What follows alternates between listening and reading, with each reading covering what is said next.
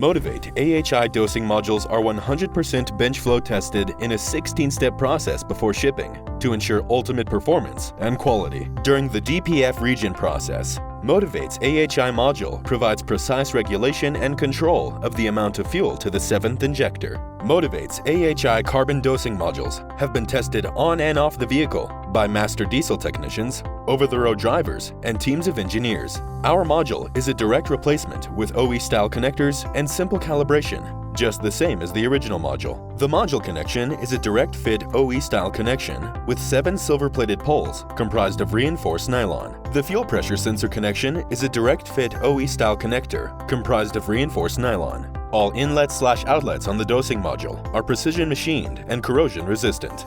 The precision machined air inlet port for push-to-connect fitting provides proper connection and sealing. The precision machined fuel inlet port features a M8 by 1.0 connection like the original module. The precision machined fuel outlet port connects securely to the outlet fuel line, which delivers fuel to the 7th injector fuel doser. Lastly, each new module includes new zinc-plated bonded sealing washers.